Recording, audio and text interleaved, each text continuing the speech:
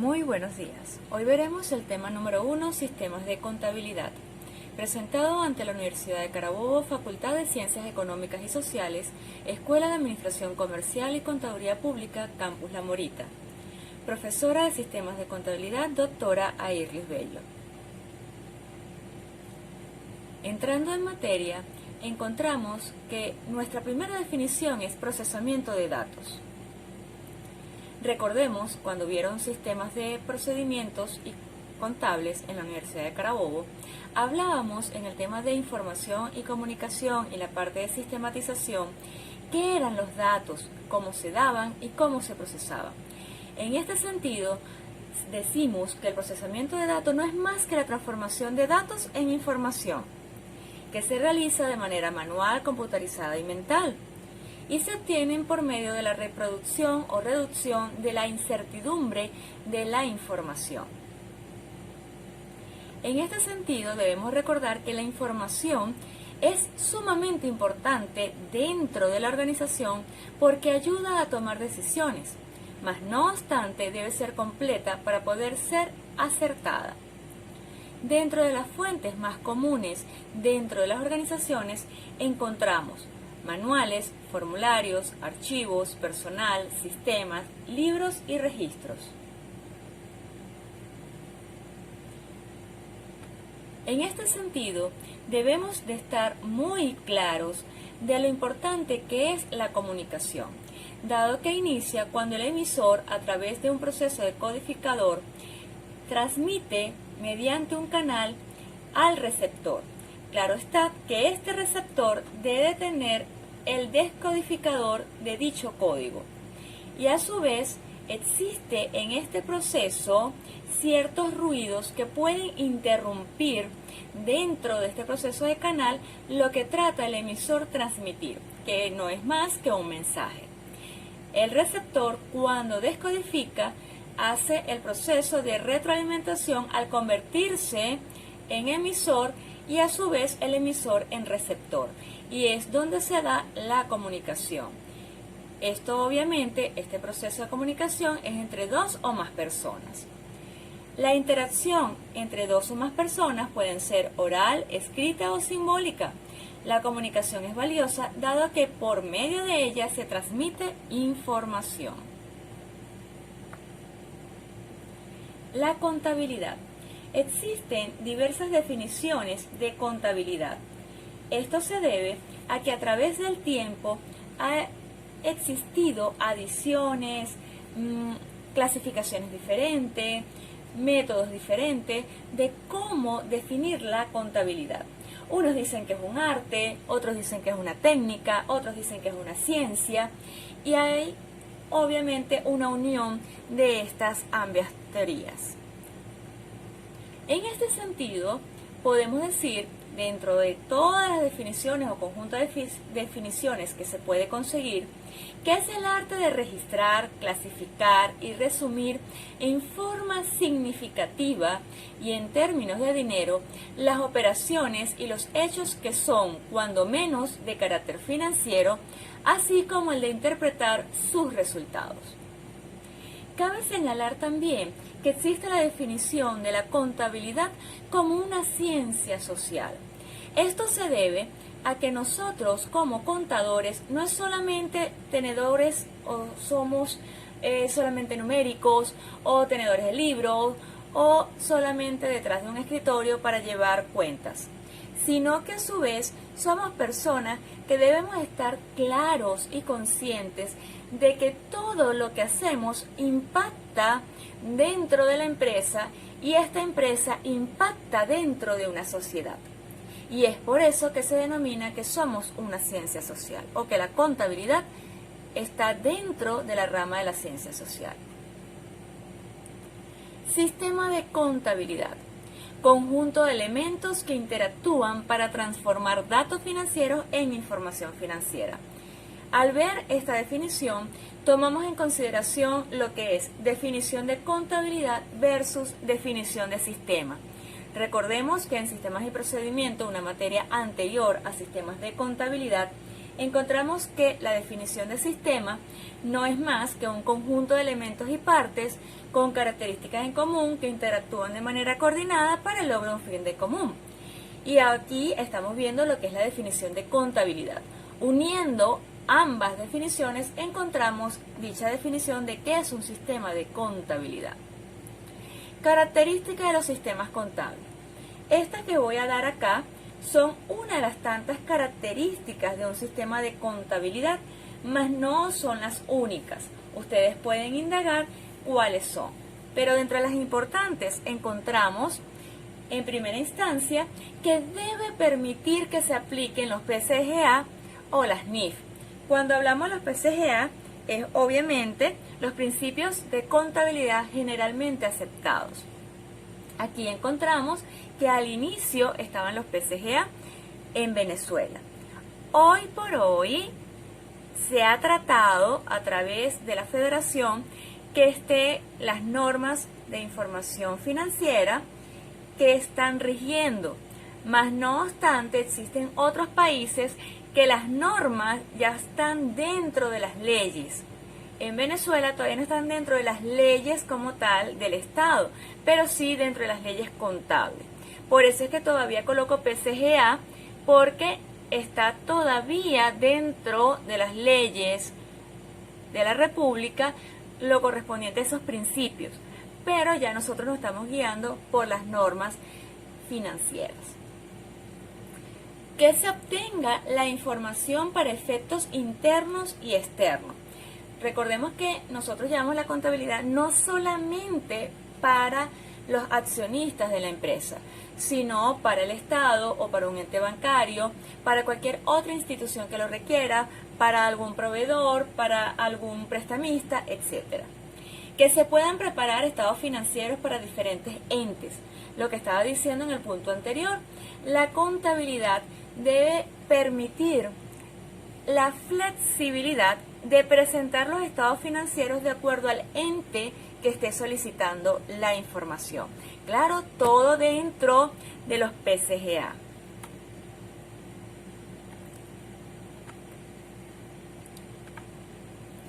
Recordando que nosotros como contadores podemos estar dentro de la organización de manera dependiente o fuera de la organización de manera independiente. Cuando hablamos de manera independiente, somos una unidad de staff. Podemos ser de planificación de los presupuestos, de planificación de los impuestos, de sistematización y de auditoría interna. Como uno de los principales. Ojo, no estoy diciendo que son los únicos, porque existen también unidades de staff de costo, de otras áreas. Pero las más sonadas son estas. Y en sistematización entra todos aquellos que se van a especializar en sistemas y procedimientos y sistemas de contabilidad, que son las materias que estamos viendo. Y aquí encontramos que en color negro estoy señalando en esta parte que aquí iría el staff de apoyo de la alta gerencia. En el caso de planificación de presupuesto o de impuestos iría acá. Si es otro departamento que necesita un staff de apoyo, iría entonces en la línea acá como staff de apoyo. La contabilidad como sistema de información. Aquí debemos de retomar lo que se vio en la materia de sistemas y procedimientos y lo que dije previamente de lo que es la definición de sistema. En este caso no podemos olvidar el padre de la teoría general de sistema. Me disculpo si no lo nombro como se debe, pero es Ludwig von Bertalanffy, del año 1968.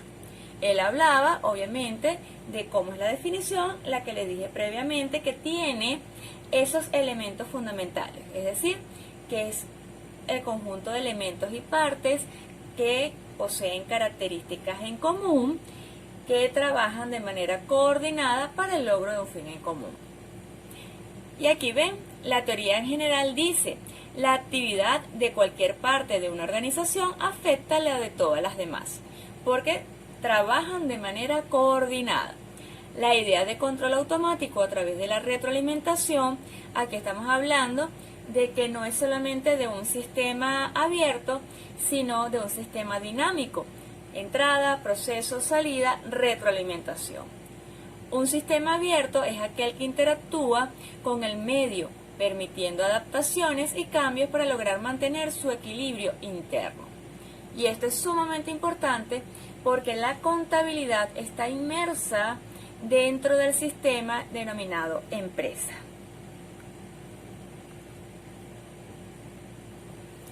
Ahora bien, la contabilidad como base para la toma de decisiones. En sistemas y procedimientos vimos lo que eran las tomas de decisiones y que las tomas de decisiones pueden ser planificadas y no planificadas.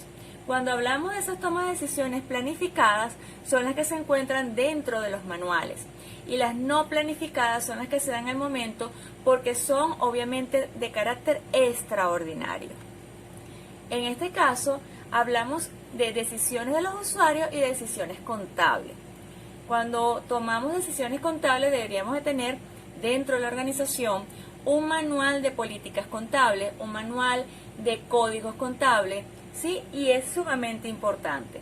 Y en caso de que exista algo no contemplado dentro de este manual, allí es donde tomamos decisiones no planificadas. Ejemplo, que exista una reconversión monetaria y en ese país nunca se había dado el caso, y obviamente es una decisión no programada. Pero si estamos ahorita en Venezuela, que ya se han dado varias reconversiones monetarias, ya esa decisión debería estar dentro de los manuales: qué se debe hacer y cómo se debe hacer. Este ciclo contable lo tuvieron que haber visto en contabilidad. Es algo sumamente sencillo que nos indica cómo se debe hacer el proceso dentro de la contabilidad. En primera instancia, identificación de las operaciones.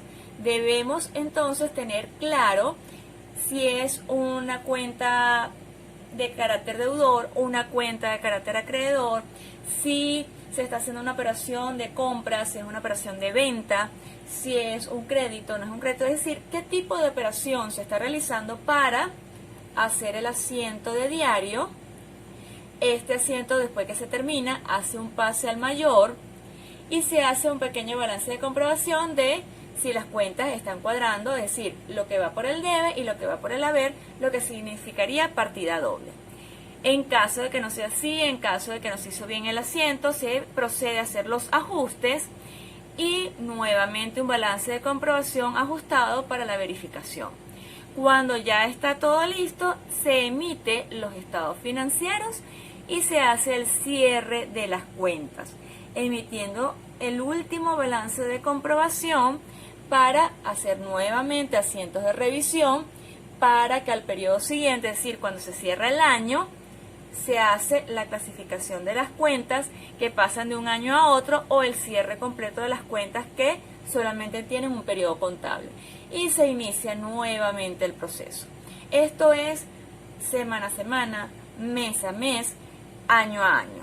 Es un ciclo contable. Forma de presentación de los estados financieros. Sabemos que tenemos los estados financieros correspondientes como el estado de situación financiera, el estado de resultados, el estado de patrimonio, entre otros. Mas no obstante, la forma de presentación es a qué ente va dirigido. Y en este sentido encontramos que pueden ser estados financieros fiscales, auditados, consolidados, históricos, presupuestados, ajustados por inflación. Esto ustedes lo vieron en la parte de contabilidad, ¿sí? Esto en auditoría, esto en la parte de impuestos y acá obviamente en la parte de contabilidad.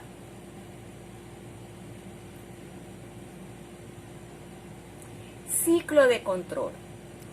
Recuerden que estamos dando apertura a la materia de sistemas contables y como apertura es tratar de refrescar los conocimientos obtenidos en las materias de contabilidad, todas las contabilidades, tanto contabilidad 1, 2, 3, 4, contabilidad de costo, como la materia de sistemas y procedimientos. Es por eso que pueden ver que son tips de información de lo que ustedes vieron en dichas materias. En este caso estamos hablando del sistema contable y es por eso que debemos de recordar que es un ciclo de control. El control es un modelo de planificación.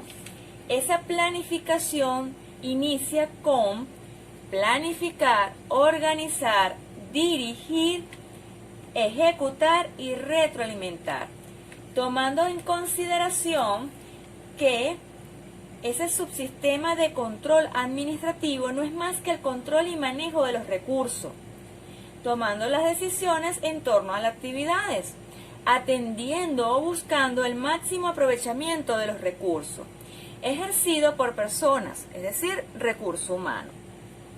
En la primera, que es planificar, es determinar por anticipado lo que debe de hacerse para alcanzar los objetivos, mientras que organizar es agrupar las actividades, definir las funciones y delegar autoridades.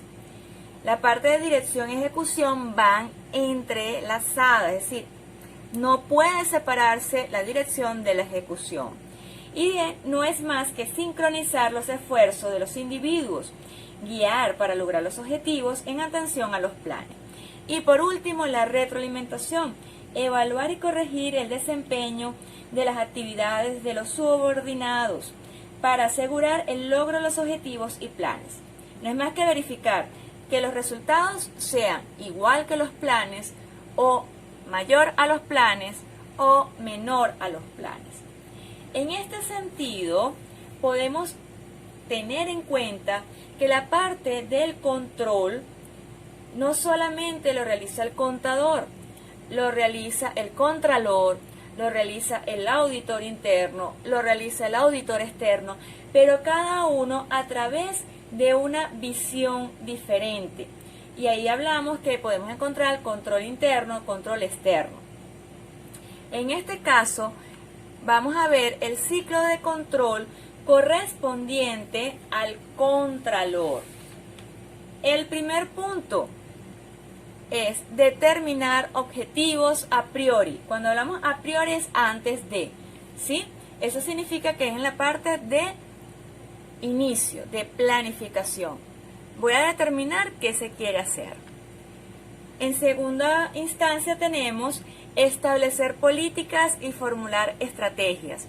Aquí es decir, qué es lo que se va a hacer, cómo se va a hacer, cada uno de los pasos. Debemos entonces responder ciertas preguntas de la parte de la planificación, como es qué voy a hacer, cómo lo voy a hacer, cuándo lo voy a hacer, dónde, por qué y para qué. Es por eso que se habla de definir esos objetivos a priori, es decir, antes de. El tercer punto, determinar las actividades. Aquí es quién, con qué y con quiénes se va a hacer este conjunto de actividades. Es la parte de departamentalizar. Perdón, aquí se pueden reír. Siéntense como que si estamos en clase, nos reímos, la profesora cometió el error de algunas palabritas. Y es departamentalización, descripción funcional, delegación de autoridad. Esto lo hago obviamente porque soy humana y no lo voy a borrar de acá del video porque es parte de sentirnos que estamos en el aula de clase y que estamos en ese feedback dentro de ese salón. Cuarto, determinar recursos necesarios, es decir, los recursos humanos, técnicos, materiales y financieros, entre otros recursos que se necesiten dentro del proceso de planificar y organizar para poder decir, estos son los recursos que yo requiero dentro de mi sistema. En sistemas y procedimientos, ustedes vieron que la entrada de todo sistema son todos los recursos. Y allí vamos, después de tener todo listo, todo planificado y organizado, entonces a aprobar los planes. ¿Sí?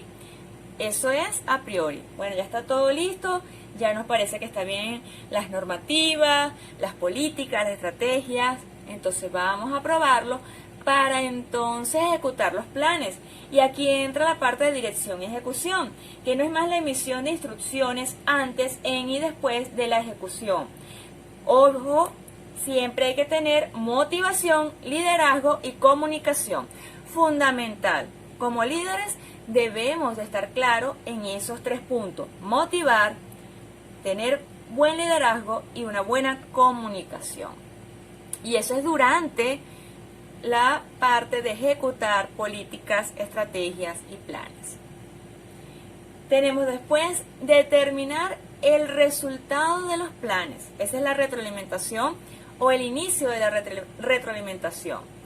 Bueno, obviamente que hay durante, que es lo que vamos obteniendo.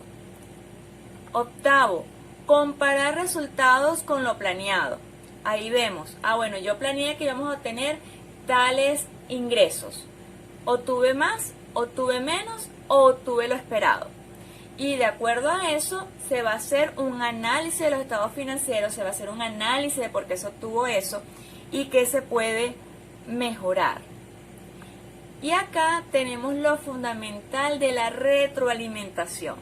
La retroalimentación es sumamente importante dentro de cualquier ciclo de control, porque recuerden que lo que entra se procesa, se obtiene un resultado y esto se tiene que analizar para ver si se está obteniendo lo que se quiere o no y si hay que cambiar algo dentro de los objetivos o hay que cambiar algo dentro de las políticas y estrategias o hay que cambiar algo dentro de las actividades para así poder entonces obtener resultados diferentes y poder continuar dentro del ciclo. Para terminar, el sabio Albert Einstein dijo: nunca consideres el estudio como una obligación, sino como una oportunidad para penetrar en el bello y maravilloso mundo del saber. Gracias.